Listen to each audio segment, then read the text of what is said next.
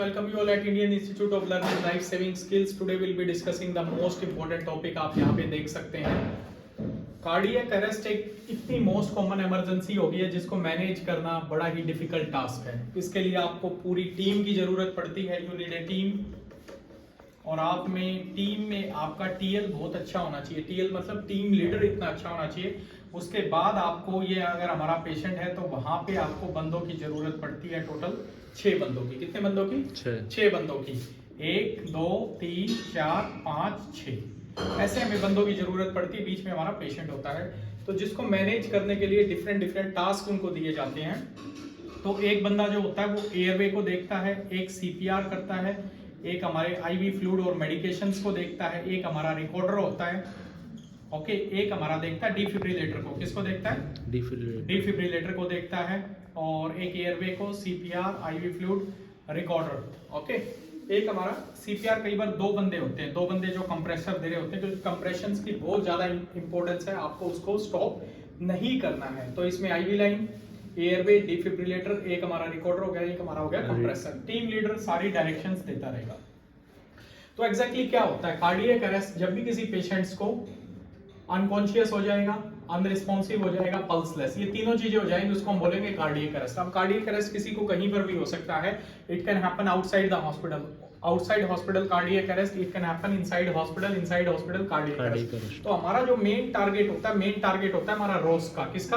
रोस का मतलब होता है रिटर्न ऑफ स्पॉन्टेनियस सर्कुलेशन। क्या टारगेट है? Return of spontaneous circulation. ये रिटर्न ऑफ स्पॉन्टेनियस सर्कुलेशन किसी भी वे में आ सकती है। पेशेंट कॉन्शियस हो सकता है, हाथ पैर हिलाने लगता है, या फिर पेशेंट्स का एक पर्टिकुलर ईसीजी के अंदर आप देखोगे एक नॉर्मल साइनस रिदम आ जाता है। क्या आ जाता है? नॉर्मल साइनस रिदम आ जाता है। या फिर पेशेंट की सैचुरेशन एकदम से इंप्रूव हो जाती है, मॉनिटर के अंदर ब्लड प्रेशर इंप्रूव हो जाता है। तो ये सारे साइंस होते हैं कि पेशेंट में रोस का आ गया। रोस का आने का मतलब ये नहीं है कि पेशेंट आपका सर्वाइव कर गया। रोस का आने का मतलब यही है कि आपने जो पूरे कोड ब्लू टीम ने जो एफर्ट किए, जो आपकी ये टीम है, इस टीम को हम बोलते हैं कोड ब्लू टीम। क्या बोलते हैं? Code blue team. आपकी कोड ब्लू टीम ने जो सारे एफर्ट किए, पेशेंट हमारा क्या हो गया, उसमें साइंस ऑफ लाइफ आ गए, उसको हम बोलते हैं रोस। क्या बोलते हैं? रोस का मतलब ये नहीं है पेशेंट सर्वाइव किया। इसके बाद आपकी जर्नी जो है और भी टफ होने वाली है। क्या होने वाली है? और भी टफ होने वाली है। और भी आपको मल्टीपल ऑर्गन्स को मैनेज करना है, मल्टीपल ऑर्गन्स की मॉनिटरिंग करनी है, ब्रेन की, हार्ट की, किडनीज की, मल्टीपल चीजों को आपको करना है। तो इस कंडीशन में कई बार एक मोस्ट कॉमन चीज होती है जिसको हम बोलते हैं पीसीएएस। क्या बोलते हैं? पीसीएएस, पोस्ट कार्डियक अरेस्ट सिंड्रोम। क्या बोलते हैं? Post cardiac arrest syndrome. मतलब ये कार्डियक अरेस्ट होने के बाद का है सिंड्रोम है। सिंड्रोम मतलब it is a constellation of sign and symptoms, a group of familiar clinical conditions which are going to arise and gives a picture of syndrome. That's we called as syndrome, post cardiac arrest syndrome. तो इसमें मोर basically 4 चीजें। कितनी है? 4 चीजें। एक तो आपका brain हो गया। क्या हो गया? ब्रेन। एक आपका हार्ट हो गया। क्या हो गया? हार्ट हो गया, ठीक है। उसके बाद हमारा एक हो गया हमारा एक जो ईटियोलॉजी थी। ईटियोलॉजी मतलब जिस कारण से कार्डियक अरेस्ट हुआ था, वो मोस्ट इंपोर्टेंट है। उसके कारण जब भी पेशेंट को कार्डियक अरेस्ट होता है तो हमारा जो सर्कुलेशन है वो क्या हो जाता है? जीरो। क्या हो जाता है? जीरो। और वो पता नहीं कितनी देर के बाद दोबारा से स्टार्ट होता है। It can take 10 minutes, 20 minutes, half an hour, 45 minutes, कुछ भी ले सकता है। तो दोबारा से जो ब्लड सर्कुलेशन स्टार्ट होता है तो उस कंडीशन को हम बोलते हैं रीपरफ्यूजन इंजरी। क्या बोलते हैं? रीपरफ्यूजन इंजरी मतलब पहले ब्लड सप्लाई थी, कार्डियक अरेस्ट हुआ, ब्लड सप्लाई जीरो हुई, दोबारा से ब्लड सप्लाई स्टार्ट हुई। जो गैप था between perfusion and loss of perfusion and starting of reperfusion, जो गैप था वो मोस्ट इंपोर्टेंट है। तो इसके बीच में इतने एनारोबिक चेंजेस आते हैं, माइटोकॉन्ड्रियल डिसफंक्शन आते हैं, इन्फ्लेमेटरी कास्केड्स हैं, थ्रोम्बोटिक इवेंट्स होती हैं, हेमोरेजिक इवेंट्स होती हैं, मल्टीपल चीजें हैं जिसके कारण हमारे जो मल्टीपल ऑर्गन्स हैं वो जाते हैं मोड्स के अंदर। Multiple organ dysfunction syndrome, multiple organs के अंदर प्रॉब्लम आती है। तो ये मोस्ट इंपोर्टेंट है। तो हमारी 4 चीजें जो पोस्ट कार्डियक अरेस्ट सिंड्रोम में है। Post cardiac brain injury. Post cardiac brain injury का मतलब क्या होता है? पेशेंट परमानेंटली कोमा में भी रह सकता है। इवन दो रोस का गया है, उसका हार्ट आ गया, लेकिन परमानेंटली उसको ब्रेन डैमेज हो सकता है, जिसको हम बोलते हैं हाइपोक्सिक इंजरी, इश्चेमिक एनकेफेलोपैथी बोलते हैं, एनकेफेलाइटिस हो सकता है उसको, या फिर उसको सीजर आ सकते हैं।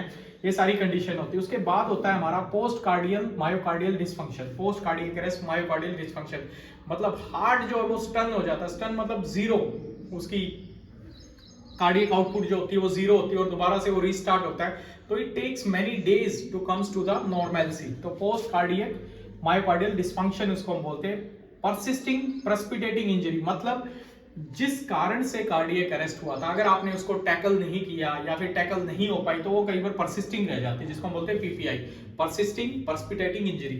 फोर्थ वन है हमारा reactivation injury, reperfusion injury. Reperfusion injury जैसा मैंने एक्सप्लेन किया यहाँ पे कि कार्डियक अरेस्ट हुआ, कार्डियक आउटपुट जीरो हुआ, परफ्यूजन जीरो हुआ, उसके बाद दोबारा से कितने समय के बाद रोज खाया।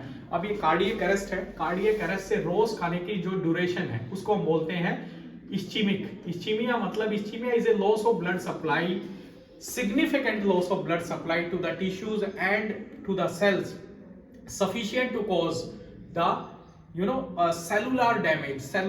That is the exactly definition of ischemia as per the standard text. So ischemia is defined as lack of blood supply or insufficient blood supply to a particular tissue, to a particular organ, to a particular cells, sufficient to give rise the neuronal or whatever cellular dysfunction and give rise to anaerobic mechanism and all. That is ischemia. तो ये रोज खाने की जो duration है, कितनी duration के बाद आया, दैट इज मोस्ट इंपॉर्टेंट होता है, ठीक है। उसके बाद आता है हमारा post cardiac arrest syndrome. Post cardiac arrest syndrome में कुछ कॉम्प्लिकेशंस होती है। इमीडिएट क्या होती है? Immediate, early, intermediate, then recovery, rehabilitation. Immediate आती है बिल्कुल 20 मिनट के अंदर, 20 मिनट के अंदर दोबारा से उसको कार्डियक अरेस्ट हो सकता है, दोबारा से कोई कॉम्प्लिकेशंस हो सकती है। उसके बाद आती है अर्ली। अर्ली हमारी रहती है 6 to 12 आवर्स। कितनी रहती है? 6 to 12 आवर्स। उसके बाद हमारी आती है इमीडिएट। इमीडिएट कितनी आती है? इंटरमीडिएट ये रहती है हमारी 12 आवर्स से 72 आवर्स तक। रिकवरी फेज जो है वो होता है 72 आवर्स के बाद का। तो रिकवरी फेज मतलब अगर कार्डियक अरेस्ट होने के बाद रोज खा गया और 72 आवर्स तक पेशेंट ने सरवाइव किया और पेशेंट को कोई कॉम्प्लिकेशन नहीं हुई, तो उसको हम बोलते हैं रिकवरी फेज। इसका मतलब पेशेंट तब स्टेबल कंडीशन में है और तब हम उसको डिस्चार्ज करके रिहेबिलिटेशन उसकी जो है डिस्पोजिशन हम कर सकते हैं। रिहेबिलिटेशन है जो वो मोस्ट इंपॉर्टेंट है यहाँ पे। तो ये सारा पैराडिगम जो हम यहाँ पे देख रहे हैं ये इतना कॉम्प्लिकेटेड है, इसको मैनेज करना, इसको अंडरस्टैंड करना to a basic level is very must required for a person, those who are working in triage, emergency, critical care, anywhere, and managing the patients of cardiac arrest, because cardiac arrest being the leading cause of death and the emergencies which require immediate care. Immediate care means if you leave the brain even for 3 to 5 minutes there will be significant neuronal damage. Brain is such a organ, it cannot bear the insult of the ischemia to the neurons. Other organs can little bit bear, but this is more sensitive organ is brain. In cardiopulmonary resuscitation, in code blue, actually we are pumping the heart, but we are trying to save the brain. Brain. That is most important, we need to understand here. Okay, so this is all about the post cardiac arrest syndrome. We need to understand and we need to explain the prognosis to the patient, and these are the 4 component: post cardiac arrest brain injury, then persisting precipitating injuries, then post cardiac myocardial dysfunction and reperfusion injury. So you have to understand, this is very most important. So thank you very much. Keep connected with Indian Institute of Learning Life Saving Skills for these health updates. Thank you.